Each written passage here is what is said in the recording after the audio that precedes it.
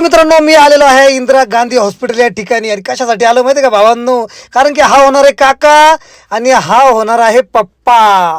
तर मित्रांनो आज आहे ना आमच्या वहिनींना म्हणजे गणेश भाऊंच्या बायकोला आम्ही घेऊन आलो होतो हॉस्पिटलला. कारण की त्यांना थोडा त्रास होत होता, त्याच्यामुळे मी हॉस्पिटलला आणलेले. कारण की इथं आहे ना थोडी गोड बातमी ऐकायला मिळणार आहे ना भावांनो. आणि भाऊ आहे ना एकदम खुश आहे. भाऊ बोलला तुला एकदम मस्त पार्टी देऊन टाकतो मी, फक्त गोड बातमी ऐकू दे मला म्हणे. म्हटलं काय विषय नाही ना.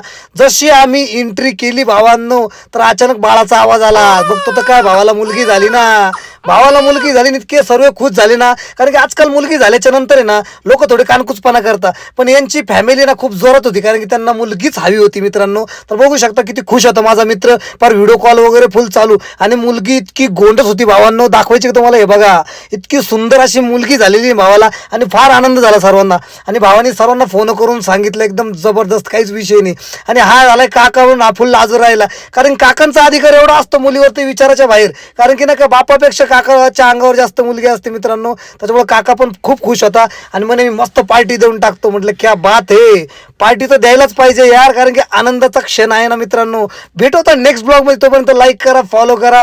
धन्यवाद नाशिकची पब्लिक.